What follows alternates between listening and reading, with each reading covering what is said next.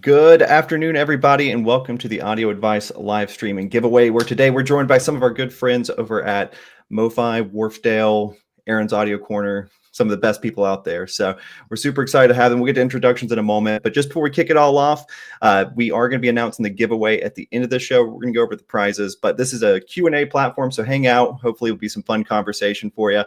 We are going to have a prize for best question asked. So John's going to get that to here get to that in here in a little bit. But let's go ahead and kick it off. So Peter, do you want to start and introduce yourself? Yep, I'm Peter Como. I'm Director of Acoustic Design for Wharfedale, which means I really get my hand in all the speaker designs and have a lot of fun doing it. Yeah, so I prefaced all this ahead of time. If you guys have any hard questions, we're going to direct them all at Peter because he probably has the answer to it. So, and this could be around anything Wharfedale related. We like to keep it open. So awesome, and we'd like to start these off with a fun question. So Peter, I'm going to bounce it off of you first. So if you had to have one album to kind of use as your reference album when demoing, speakers, amplifiers, anything along those lines, what do you think it would be? That's a bit like Desert Island Discs, where you have to choose Yeah. one out of 10 discs to take to you. Um, I think, although it might seem a bit weird considering everybody's into audiophile recordings a lot of the time, but Ricky Lee Jones Okay. is the one I'd take. Last Chance Texaco is one of my go-to tracks for just testing out sheer enjoyment and pace and detail. I mean, it's got everything going for it. Awesome. Well, good choice. Well, we'll go over to Erin next. John, will save you Beth for last. Save the best for last. Yeah. So I'm Erin Hardison. I am just a dude who has a YouTube channel, and I talk about speakers. It's my passion. I love doing it. I do a lot of them with objective data, and I mix in my subjective listening impressions with the objective data. And this isn't my day job, so this is why I'm not a professional. My favorite album, I'm with Peter. I don't like the typical audiophile music, jazz music, orchestral music. Just doesn't really do it for me. I think if I have a Desert Island album, it's going to be this one. It's going to be Dire Straits, but it's going to be the MoFi remaster pressings, and that's not me kissing up. That's the honest truth. I like this album because wide variety of instruments. It's got a little bit of thump between like 60, 80 hertz, a little bit more than the original did. So I appreciate that. And it's also very dark, I guess, if you will, in terms of there's a lot of silence in the album. So you have a lot of dynamic range as well. And I appreciate that. Yeah, for sure. Well, another good pick, another solid one. So, John, you want to round us off here? Sure. I'm Jonathan Durda with MoFi Distribution. So as Erin mentioned, we have Mobile Fidelity Sound Lab, one of our sister companies that's been remastering records since the 70s. But for MoFi Distribution, we're an importer of many brands like Wharfedale, Leak, which I have a pair of Leak loudspeakers next to me here, Quad, of course, one of the most legendary brands in audio, all of which Peter's been a great shepherd for and a steward of those brands for many years. One of my go-to tracks, it is more traditional. Ella Fitzgerald from Clap Hands, Here Comes Charlie. The track is called I Got a Guy. I use that as my first track every time we get new products in for evaluation. It's all about the human voice element for me and just getting to know that recording so well. Bass response can vary with rooms, but if you don't have the mid-range right, there's something else going on with your system. So that within a minute of playing that song, you can kind of tell if something's going to be good or not. So that's been a consistent reference of mine for many years. Yeah, that's a good one. So for those of you who don't know me, my name is Nick Rich. I typically work in home theater design, but I'm a two-channel geek, final nerd, all of that. So jack of all trades when it comes to audio. But if I had to pick I kind of go year to year. Whatever I'm kind of listening to on repeat is my current reference track. So this year so far, I've been listening to a lot of, there's what's called the Pizza Tapes, and it's from Jerry Garcia and Tony Rice. Absolutely wonderful album. So I had a chance to get in the Super Dentons now for about 2 weeks, and I've just listened to that album about nonstop on there. So I absolutely love it. Brought it down to my main system, and yeah, there's definitely some magic in the speakers. So well, without leading on from that, Peter, do you kind of want to introduce the Super Dentons, our kind of giveaway prize? Yeah, Super Denton was a really fun project for me. The original Denton was one of Wharfedale's best-selling speakers, and I was very interested in taking a speaker that we designed for Wharfedale's 80th anniversary, which was my reincarnation of the Denton, if you like, and boosting it to what we call a super status, which in this case was emulating what Wharfedale had done with the Denton originally, which was to turn it into the world's smallest three-way loudspeaker. So we did some experimentation, a lot of prototyping, and then found that if we took the Wharfedale 2-inch mid-range and slotted that into the speaker, it worked really well. It was a great combination. So there you have it. It's a very compact speaker, but it's got all the attributes of a three-way.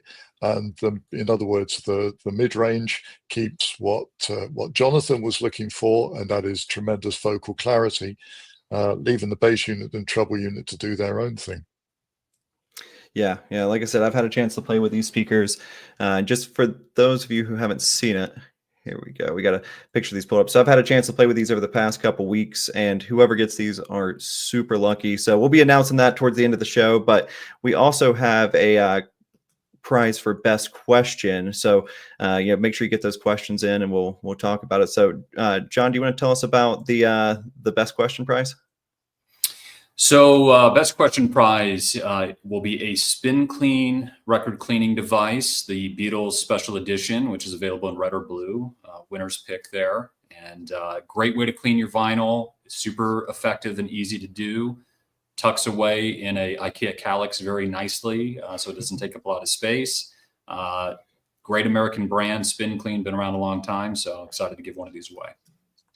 Yeah. I mean, these are a classic in most record stores, even around here. Absolutely love them. So we'll go ahead and get this kicked off with some questions. So let's see. What is the reason and/or advantage for having 2 ports on the back of the cabinet versus 1? Well, whenever you design a ported loudspeaker, you actually start to work out with different ideas on what's going to work best.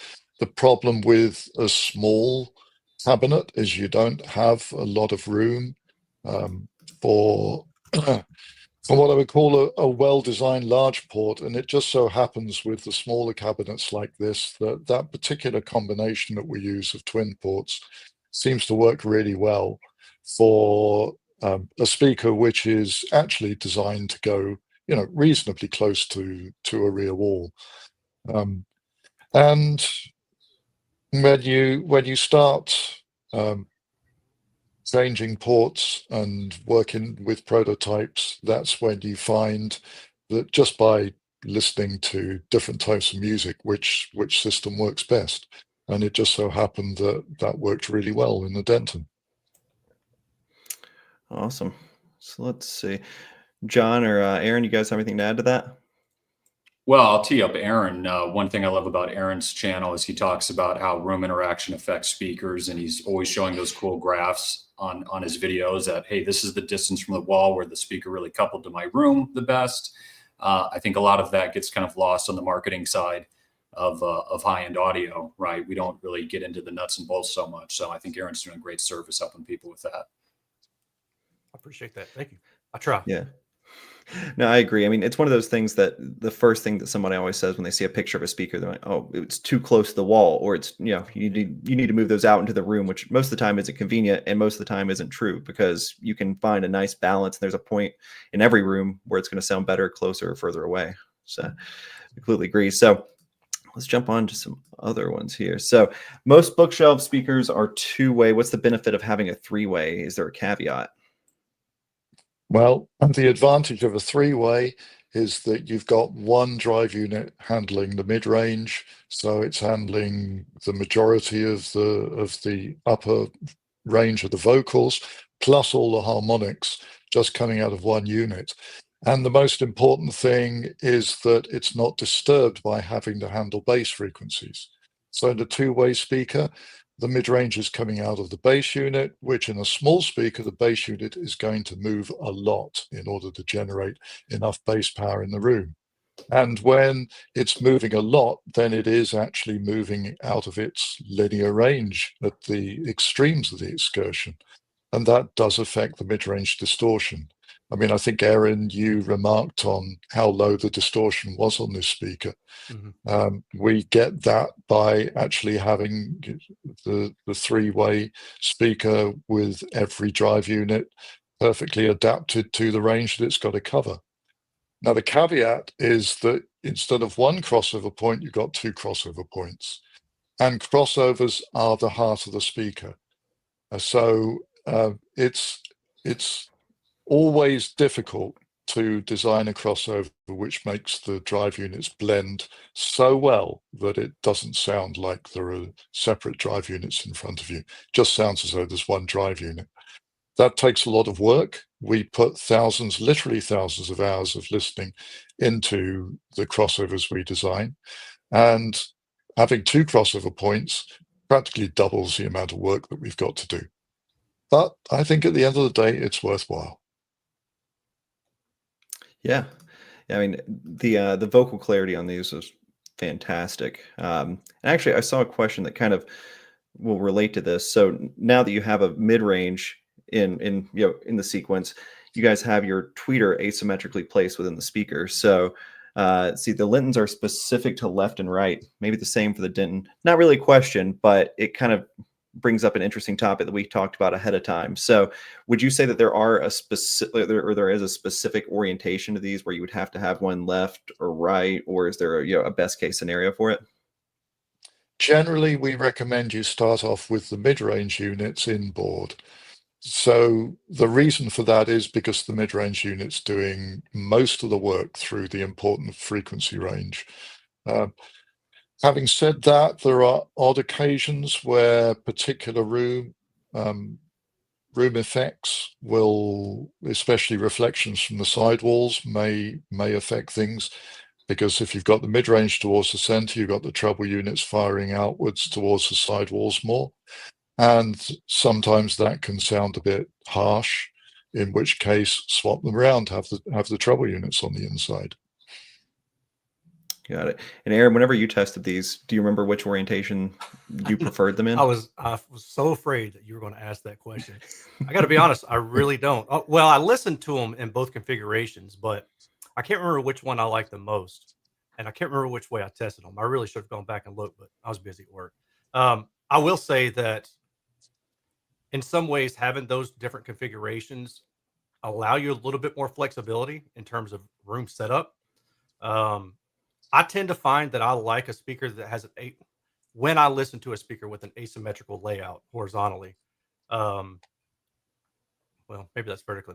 I tend to find that having the mid-range on the outside to me is more preferable because it spreads out that soundstage a little bit more, and I like a wider soundstage for the most part.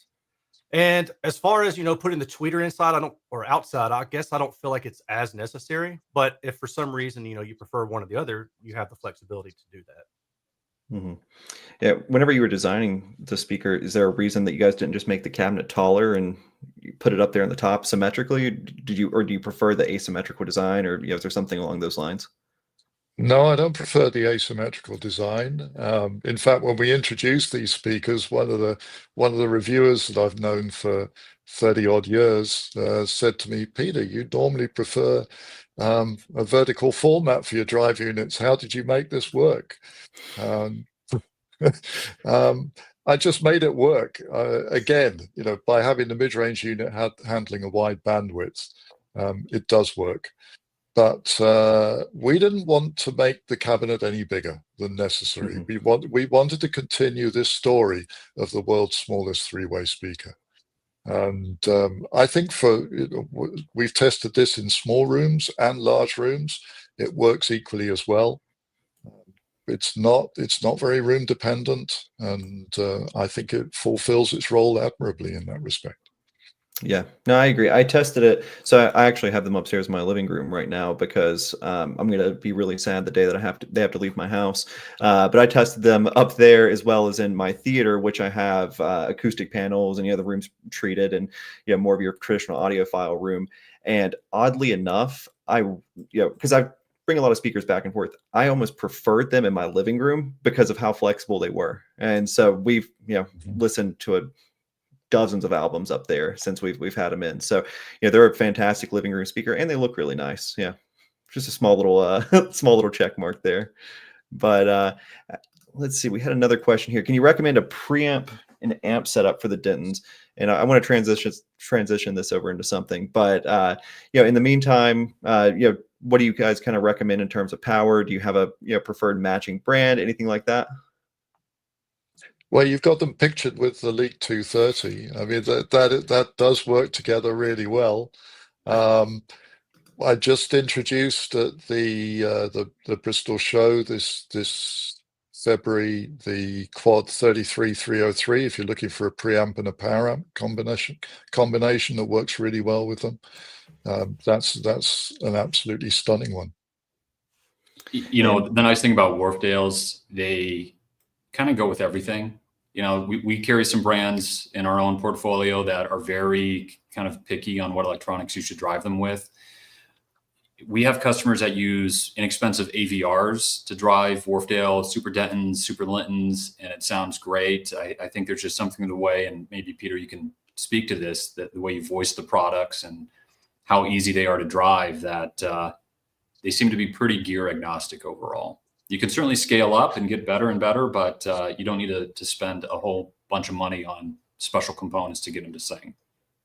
No, well, I've never believed in designing speakers which give amplifiers a hard time. I mean, what's the point? I don't know what amplifiers you guys are going to use when you buy a pair of speakers. So I try to make speakers which don't drive amplifiers crazy, and that means that they're widely compatible. That's a good plus. Yeah. I will say, I was going to say this a minute ago, but my brain is so in a fog right now. I'm starving. To answer the question, or go back to answer some of the question about the three-way benefit, the one thing that I've noticed a lot is when you have a three-way speaker, for the most part, you tend to get rid of that head and device aspect. Like typical two-way speakers, if you're not sitting right on that tweeter axis or the reference axis where the speaker was designed to listen to, it's kind of dicey, right? Like you're usually going to have some suck out or something in that mid-range to tweeter handover region. But with the three-way, you don't have that. And I did go back and look at my data earlier. And with this speaker, you have like almost double the vertical range that you can listen within and still have a similar tonality as you would if you listen directly on the tweeter, on the reference axis in this case. So that's one benefit for sure as well, just from the consumer standpoint. Mm-hmm. And what's the benefit of a wider vertical response if in a real world application? Yeah, I mean, really, it's just we say head and device, right? So when you sit down and you listen, when you're trying to critically listen, sometimes you're straining so hard to stay upright, like you just lose all the emotion and feeling of listening to music, right? So if you can actually just kind of relax in the music and not have to worry about my ears have to be at this exact location, I think it's just more enjoyable. Yeah, for sure. I use it a lot in theater. I mean, obviously, these aren't set up to be an exact theater speaker in terms of standard footprint, but I think about it a lot in theater use case whenever you're building a riser and things like that. For sure. Well, we'd love the audience's feedback if we should make a heritage center channel, because there's a bit of internal debate about that. Do it. I want the comment section to go ahead and just say yes. Got Erin's blessing. Do it. Two mids on the side, and then a mid-range and a tweeter right above it, or just to stick with the. If you do a Denton, you could put the tweeter off to the side just to stick with the asymmetry. Yeah, I definitely say do it, but please don't do two on the side and a tweeter dead in the middle. No MTM configuration, right? Thank you. I think that's the beauty of that dome mid-range too. That would be very sweet in a center channel. Yeah, that'd Yeah. be cool. No, I completely agree. I don't want to go off on a tangent because I'm Not that opinionated Peter on doesn't this. have enough work already, but Yeah. Well, there's really, in this sort of style of speaker, there's not really many people that pay attention in a sort of the home theater format. And, somebody specialized in theater, I completely agree. And actually, I did test these. So on the preamp, bring this back to the preamp amp, I tested these in my theater on an AVR, another integrated amplifier, and the Leak Stereo 230. I think that they definitely performed well with all of them. I preferred the Stereo 230, actually, to the point where my team might chime in here. I like sang the praises in our group chat. I was like, this is an amazing integrated amplifier. Absolutely enjoyed it. I have it set up upstairs with HDMI ARC. Also ran a turntable through it, so I did all the paces and love it. I love the I guess the technical term is like a motorized volume control rather than a digital volume control. So whenever you're hitting the remote, you're watching it go up. It's a great piece. And John, have you had a chance to? I mean, I assume you have had a chance to play with it. What do you think are some of the standout attributes? I think the fact that it's a Class AB amplifier in this price range with a good amount of power is already making it kind of a rare breed nowadays, as everything is kind of going Class D or alternative amplifier topology. So it does have that kind of more traditional, warmer, natural sound to it, yet still great clarity, good control over the loudspeakers. I mean, just look at it though. I mean, that's when Jamie from IAG, the parent company of Leak, and Wharfedale showed us this. This was during COVID, and we did a Zoom call. Both my colleague and I said, "Oh, we want that. I don't even need to hear it. Just look at it." And it turns out it sounds as good as it looks. So we're very happy with Leak. Lots of happy owners out there. The 230, I mean, it's just a jack of all trades, yet it still masters its core competencies of, hey, this is a really good sounding amplifier. Yeah. And a special shout out to the phono preamp too. I think the built-in phono preamp, which is rare in most components, that's usually an afterthought.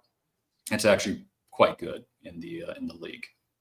Yeah, I completely agree. Yeah, I've got a soft spot for kind of vintage looking gear. I got my start with a Yamaha CR 2020 and a pair of Ohm speakers. So yeah, I always like getting back to that. I thought they could keep up, but they never could with most new audio. But so let's see.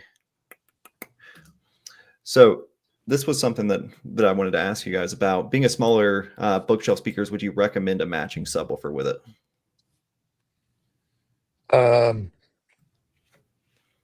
Yeah, You're making a I'm subwoofer in next. I'm in two minds about subwoofers. Over here in Europe, I think we have more solid walls than you guys do in the US. So we tend to get a pretty good amount of bass power in the room without it leaking out through the walls. But I understand that, I've heard some systems over in the US, and I understand you have what I would call bass leaky rooms.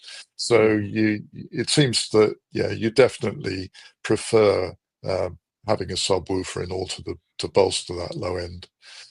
But please, when you put in a subwoofer, dial the crossover point down fairly low, and dial the volume down low as well. My belief is that you shouldn't be able to hear a subwoofer, but you should be aware when you switch it off. That's the ideal. If when you switch it on, it's obvious, then it's doing too much. Yeah. Totally If you want to agree. hear Totally agree with that. the speaker's really doing, then just have the subwoofer just fill in that very, very bottom end. And the Super Dentons, I mean, they go down, positioned reasonably close to a wall.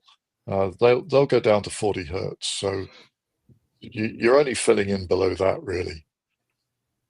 Yeah, no, I completely agree. I think it's going to be room size dependent. I specialize in theater, so I use subwoofers 99% of the time in my setups. So, it's one of those things that I think that with integrated amplifiers, it can be challenging because you don't have an active crossover in there. And so, people are just trying to find where the speaker rolls off. And oftentimes you can just create a very separate sounding subwoofer.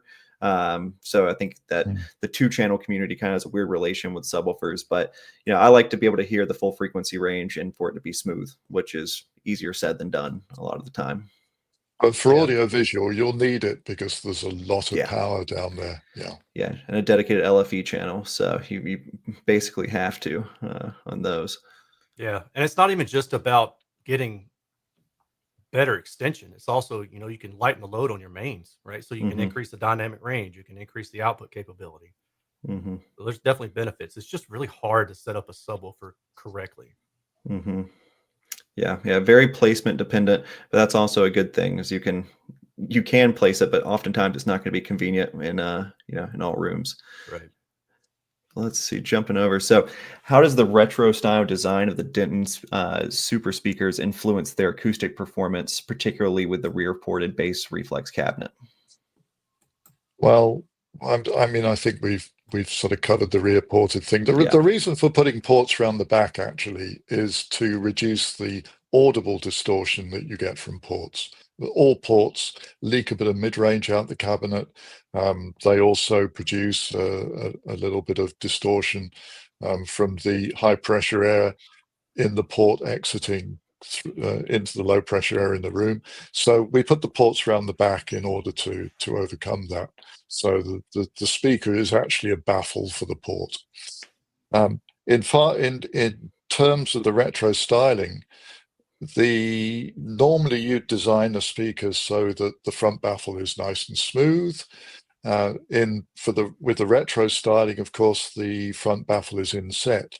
But actually, we found that if we design the grill correctly, so we design the grill as an acoustic element of the speaker, and when we design the grill correctly, it actually gets over all these problems and produces a really good performance. So we spend probably as much time designing the grill as we do positioning drive units and everything else. It takes quite a lot of work, but when you get it right, it's a superb combination. So please, when you get any of the Wharfedale Heritage speakers, do listen with the grill on. That's the way they were designed. That's the way they're meant to be heard. Yeah, Erin, this speaks to you. In your review, you mentioned, hey, if you're critically listening, listen with the grill on. Right. Yeah, so you found that in the measurements as well, which Yeah. I found the exact same thing just from subjective listening. I was like, it definitely tones down the highs a little bit. Right. Having the grill Yeah, on. it's very rare. Peter, I mean, honestly, I don't know anybody else who designs a speaker to work with the grill, not just as good as your speakers do, but just like they're actually designed to work with the grill on. So I think that's pretty cool. Yeah, I agree. Most of the time, I take my grills off. I've got a storage compartment on my couch. Throw the grills in there, and that's the last time I see them until I sell the speaker. Right. Yeah. Yeah. The retro style design comment is interesting. When I first saw the original Linton prototype, you may not remember this, Peter. We were in Munich at the high-end show. I think that was 2018. You had a working prototype of a Linton, and I was just like, oh, that is so freaking cool. I've been waiting for somebody to do something like that. This was before the whole retro thing kind of really took off in audio. And only you and I were big believers in that. Jamie, Norbert, all these other guys around. It's like, that's just Peter. He likes old stuff. We don't think it's going to sell very well. And look at where we are now. The retro trend, no signs of slowing down. The Linton has become kind of a modern icon again in loudspeakers. And it's nice to be proven right, I'm sure, that your instincts took you there. Well, the whole retro thing for Wharfedale kicked off because first of all, we wanted to do an 80th anniversary speaker that reflected Wharfedale's heritage, and I think this particular cabinet design, which was done by a guy called Robert Gutman back in the 60s, is such an iconic design. It's absolutely beautiful to look at. It means that you've got a piece of furniture in your room, a beautifully wood veneered speaker with a luxury grill. It just looks fantastic as a piece of furniture in the room. But also I wanted to capture the sound that I remembered from my youth, which you can only get from big loudspeakers. Even the Denton is a wider loudspeaker than most of the speakers out there. Linton, of course, as you've remarked, is when we introduced it to the sales guys, it looked like a gigantic speaker. Nowadays, it's not considered so big because other people have followed suit and reintroduced the larger loudspeakers that were around in the 60s and 70s. But I'm very pleased to have brought that style of sound back to the hi-fi community because I missed it, and I think a lot of other people did too. Mm-hmm. Yeah, it's showing no signs of slowing, and you're right, it does have a very particular sound. And there's not there's no replacement for displacement. Is that the saying? You need air displacement. Big woofers make big sound. Well, it's also to do with the baffle dimensions as well. The larger the baffle, the lower what we call the baffle step. So by making the speaker bigger, we can improve sensitivity and also bring that area, which is the baffle step, closer to the area where you start to get room gain. So it becomes pretty seamless, and that's what you hear. Interesting. Awesome. Well, another cone related question. Why do you use a dome mid-range versus a traditional cone mid-range? Well, the domes are great when you just need to use small displacements, because the voice coil is, for instance, on 2-inch dome, the voice coil is very large. It has tremendous transient performance. The dome can be very light, so that again that improves transient attack, and we can get a very, very clean bandwidth out of it. The difficulty is actually designing one. It's not easy. Designing a cone is much, much, much easier. And it took us a long time to get this one right.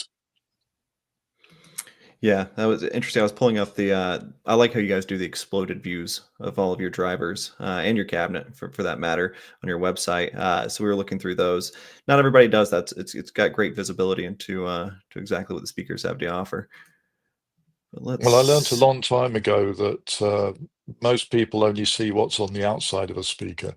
And when we started many years ago in doing some cutaways, and just people were going, "Wow, I never knew so much went on inside." So now we like to show what goes on inside. Yep, it's the best way. Even like amplifiers, if I get my hands on one, I didn't take y'all's apart in the leak audio, but most of them I like to take take them apart and look at it just to see what's going on, because you can tell a lot about construction, what kind of thoughts put into it, what's on the inside. It's on the inside what counts, right? Yeah. But let's see. I am seeing a lot of yeses to center channel in the comments right now. Hey. Okay. You guys got some work to do after this. I got to go away and start building a prototype. I hope that Erin and I didn't influence that bias any, but I hope I did. I hope. You know what? I'll take that back. One commenter said, "Let Erin help build it." So there you go. How about not? Erin, we're sending some slabs of wood and a glue gun to you here shortly. It would look like it's made out of cardboard by a 3-year-old. Yeah. That's why I don't build speakers. My fabrication skills are terrible. So Peter, how would you characterize the sonic/design philosophy difference between the Super Denton and another 3-way in the lineup, the Evo 4.2? That's a good one. Well, Evo 4.2, it's a larger speaker. It's getting back to that vertical dimension that you talked about. It's a more modern design for Wharfedale in terms of its looks, and we wanted it to have that modern Wharfedale sound as well. The Denton, like I say, we introduced it for the 80th anniversary in order to give me that feeling that I had when I first encountered Wharfedale Dentons in the 60s, and the Denton Super Denton sort of follows along that line. It's a warmer, more I guess, Erin, you'd agree that it's a more characterful sound. Yeah. The Evo 4.2 is probably erring more towards a cleaner studio monitor type sound. The Evo 4.2, of course, has the AMT as a treble unit, which gives it a really airy top end. But it's really, you have to look at what you want out of a speaker at the end of the day. We know that the two designs fall into two camps, and Nick, you've probably heard them both. I don't know what you think. Yeah, well, I haven't had a chance to hear them all in similar environments, which is the big asterisk for me. So it's hard to make exact comparisons without being able to hear them in identical environments. So I'll reserve my opinions on that one. But no, I agree for the most part. Yeah, they both share a lot of similar traits, but yeah, I think the biggest difference people will hear right away is that AMT versus the soft dome tweeter. The AMT has more air, it's got more energy. So if you're listening to a lot of EDM, you're probably going to prefer the Evo range. If you're doing a home theater, Evo is also awesome for home theater. There is definitely more character with the Super Denton, which I find interesting, Peter, that you kind of publicly comment on that a bit, because most companies are saying, oh, we're trying to reference back to the original recording and we just want to be totally transparent to the sound. But Super Denton does have a sonic thumbprint on it that's, I find, super compelling. I like what it imparts on music, but it's not a kind of traditionally neutral loudspeaker. Mm-hmm. Yeah, let's talk about that for a bit, because I think it's important to recognize that no matter how hard you try, it's really difficult to make a loudspeaker or any hi-fi component come to that, which is absolutely truthful to what is coming into the input terminals. And in the end, what you end up with is a device which is bound to have some character. It always does. It doesn't matter what you're designing. It will always have some character. And it's how you manipulate that character in order to get the best out of the music. Because people listening at home are not the same as people listening in recording studios. They're listening at home for pleasure. People listening in recording studios are doing two things.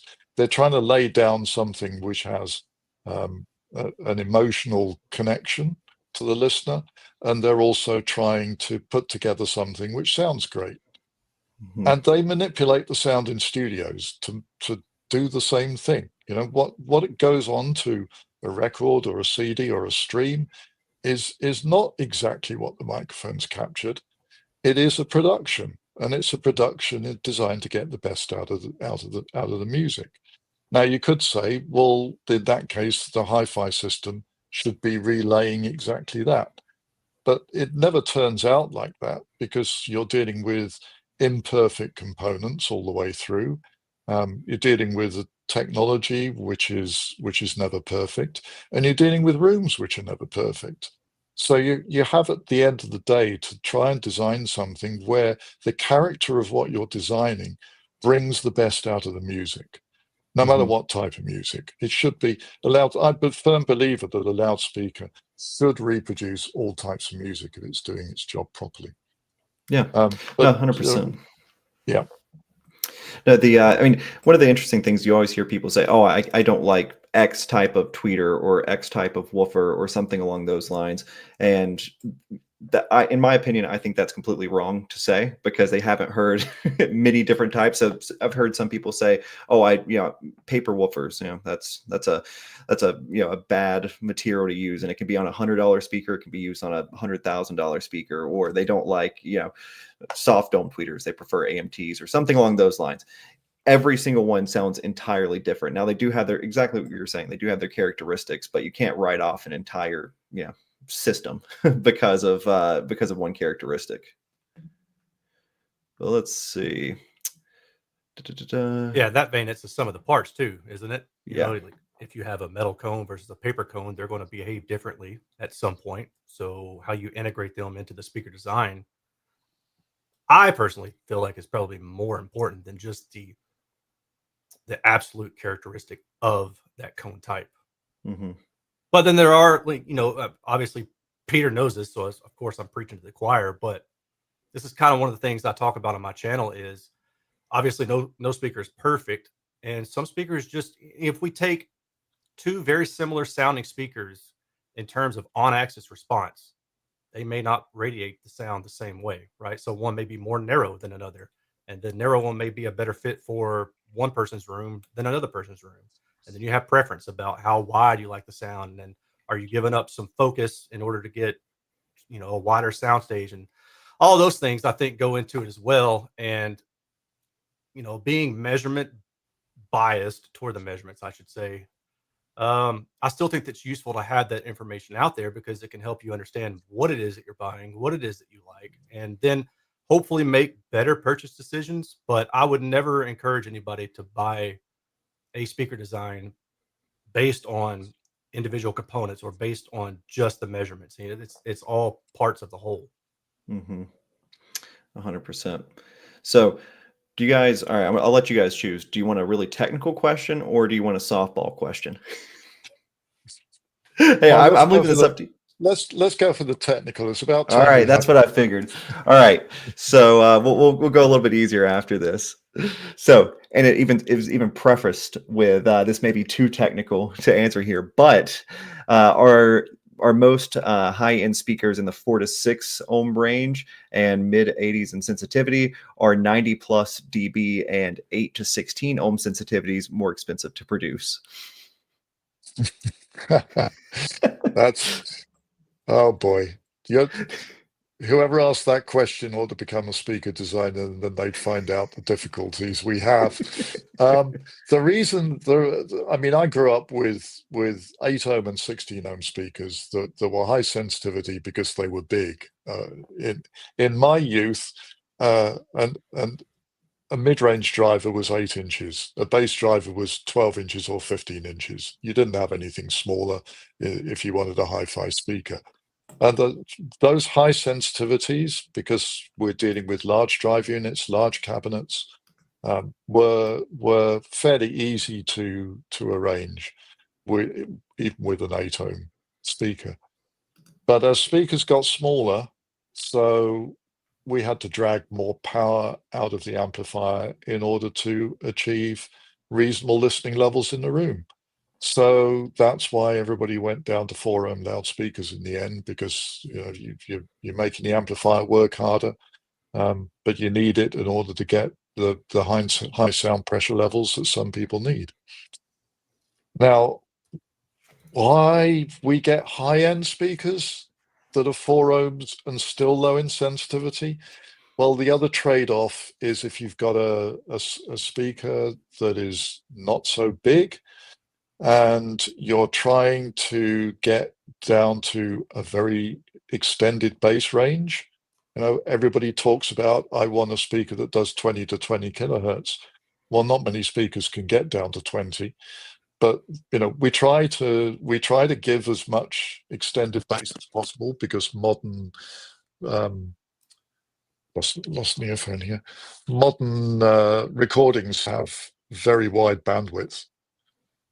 So that's forced, to a large extent, speakers to go down in frequency. And once you try to do that, extend the bass down from a small speaker, you need to sacrifice sensitivity in order to do it.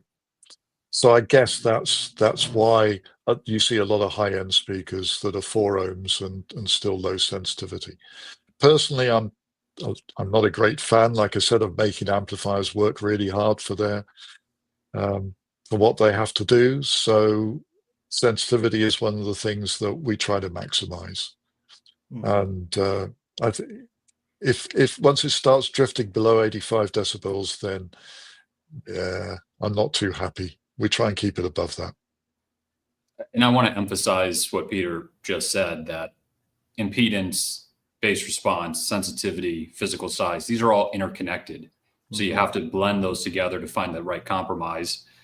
And a lot of companies don't measure, there's no real standard used by all companies. When you see sensitivity ratings of a speaker that uses a 5-inch two-way design and it's 95 dB sensitive and it goes down to 35 hertz, something's not right. Right. And I think Erin's highlighted that on his channel. Certain speaker models, like, well, they kind of, went 6 dB higher on the sensitivity than what, in reality, you can expect.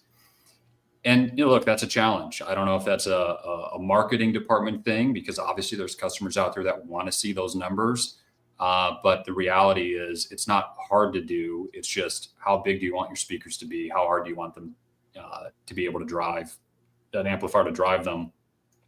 And I think Wharfedale finds that kind of balancing act the right combination for most people. You can certainly find your wish list there, but it's going to be a big speaker. Yeah.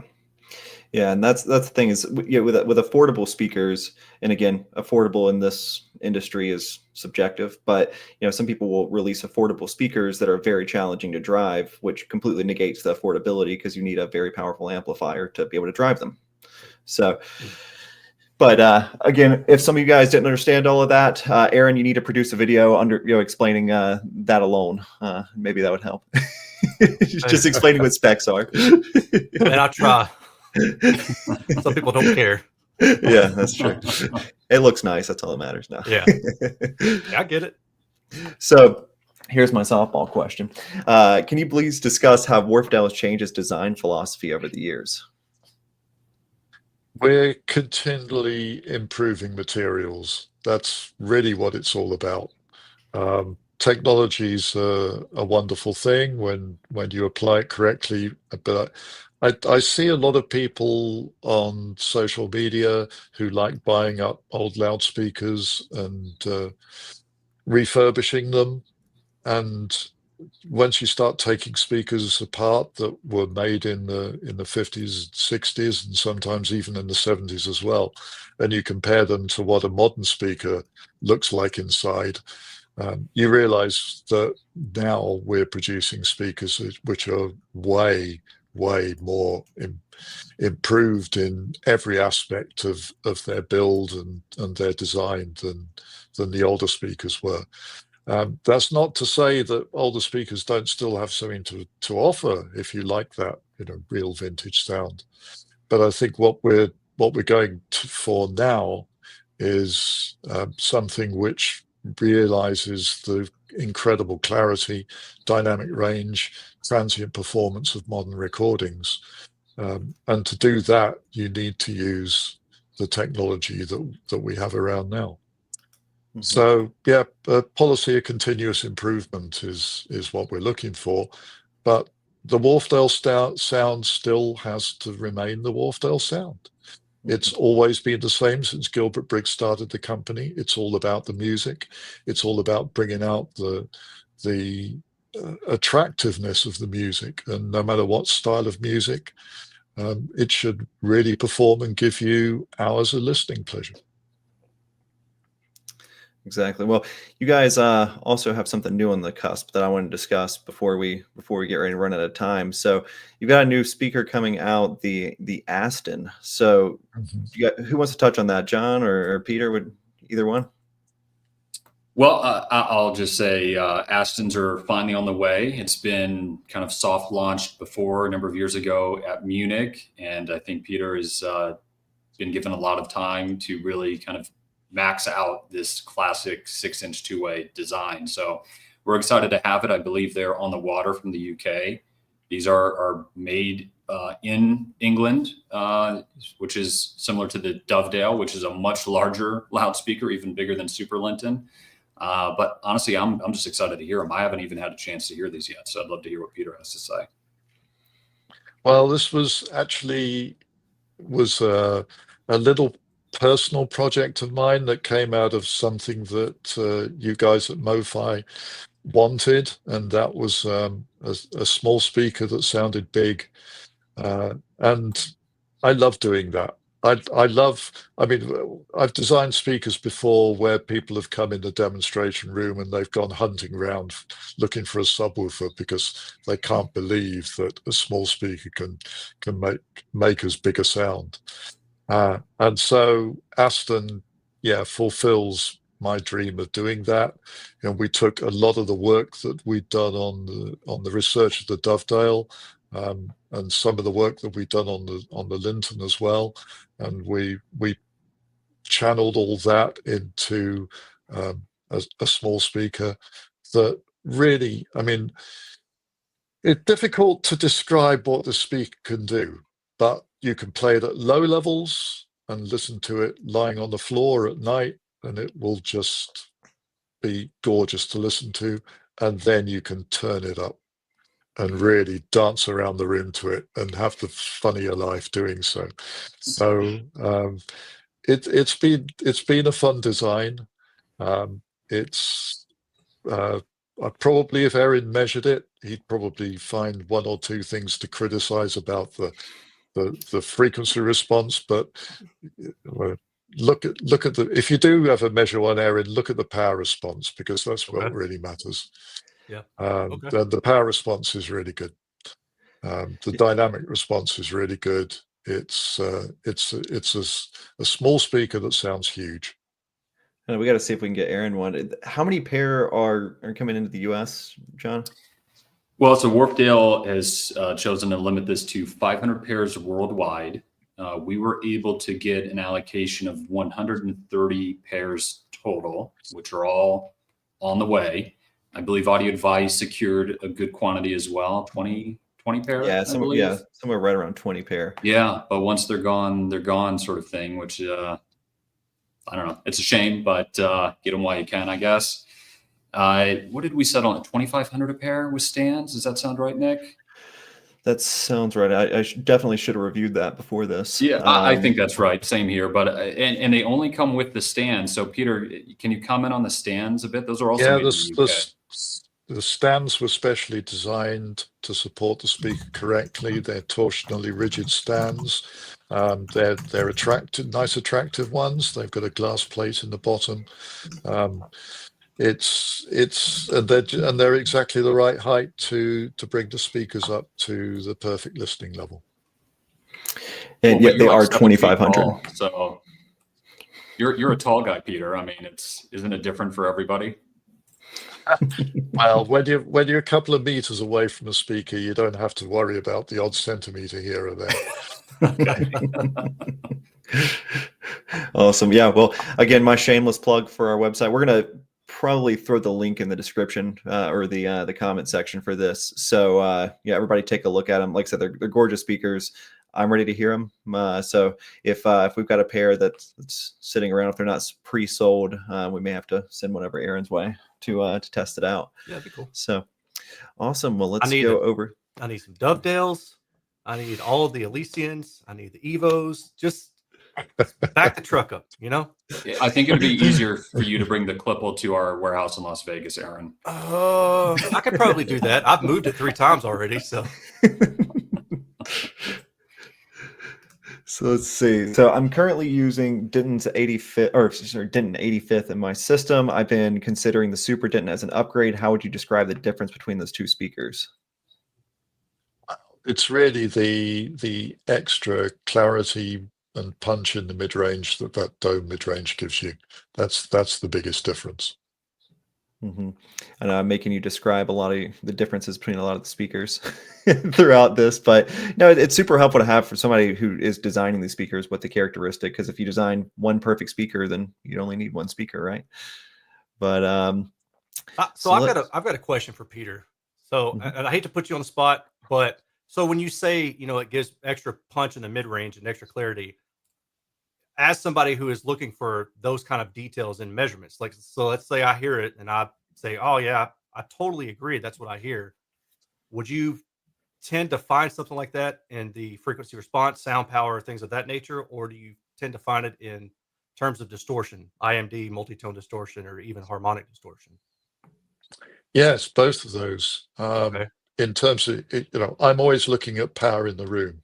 Okay. I'm not interested in frequency response except as a design tool. I think as an analytical tool, the frequency response is useless. It doesn't tell you what a speaker sounds like. I mean, I could put 2 speakers in front of you, Erin, which measured identically. One would sound horrible and one would sound great. It's easy for a designer to do that. Mm-hmm. Well, actually, it's easy for a designer to make something which measures flat and sounds horrible. It's more difficult to make something which measures flat and sounds great.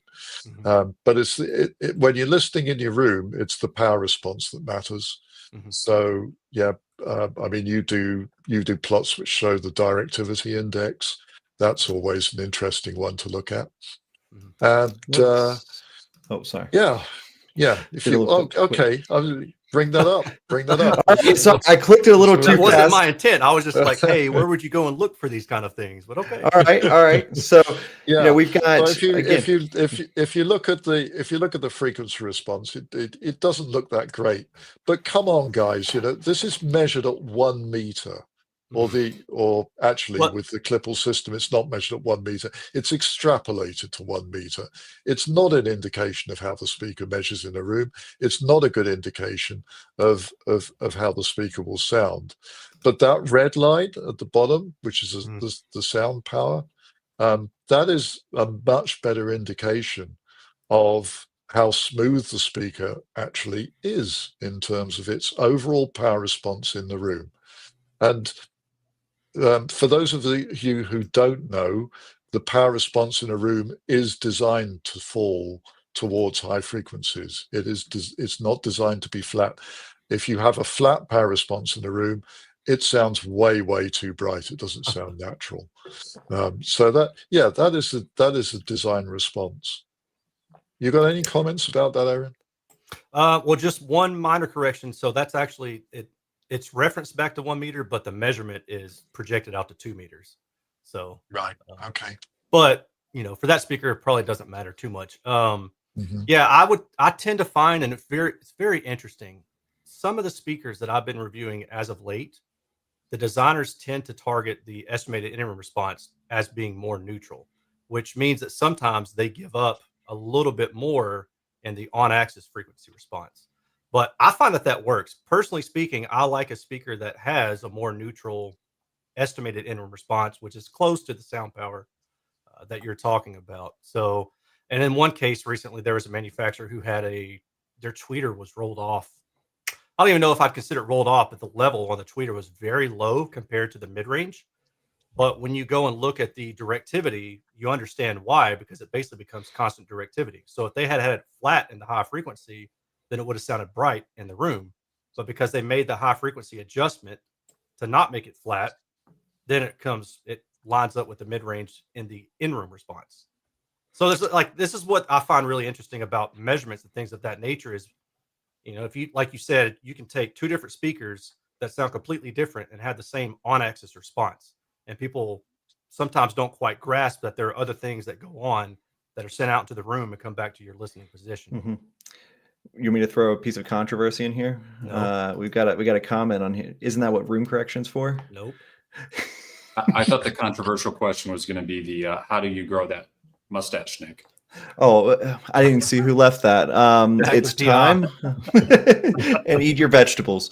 No, but I don't know how you feel, Erin, about room correction. Room correction's great if you've got bass problems. Yeah. But bear in mind that if you do room correction in the bass, it's going to eat up your amplifier power big time.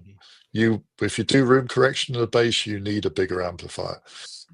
But room correction for the rest of the performance, I think it's very difficult to get it right, and you should be pretty careful not to try and overcome every little dip and peak that you see, right. Because you end up with a system which just sounds wrong at the end of the day.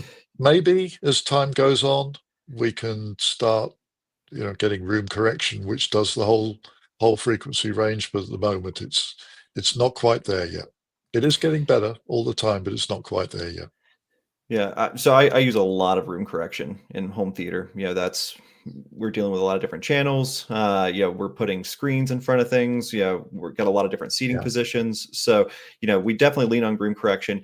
It's not a Band-Aid for everything. Even in theater, you have to take the proper, steps with amplifiers. You have to take it with room treatments. You have to take it with, alignment.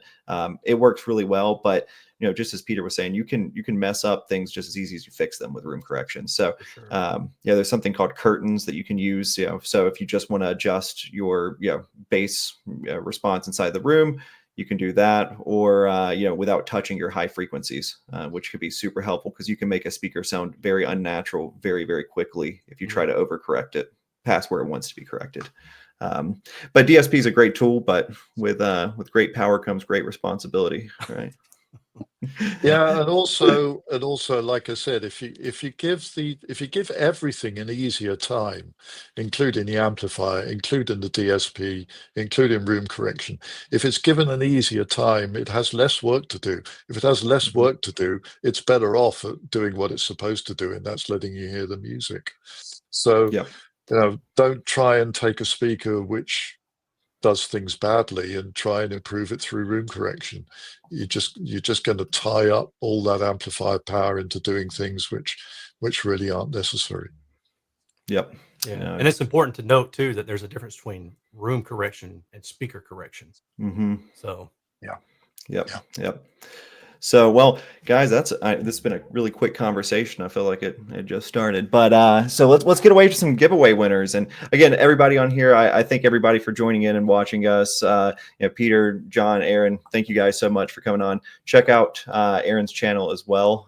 If you guys haven't, from our audience, definitely take a look at it. You learn a lot and really gain some cool insight inside of speaker measurements. So we'll go ahead and kick it off with the best question winner. So this is for the Spin Clean Beatles edition, and it was Koman Elahi. It was Peter. How do you characterize the sonic design philosophy differences between the Super Dentons and another three-way within the lineup, the Evo 4.2? There we go. I got my team to pull it up. So that was a great question. So reach out to us. We'll get you set up with the Spin Clean. And so on to our winner for the Super Dentons. Sorry, give me 1 second. We need a drum roll effect to go in here. Let's see.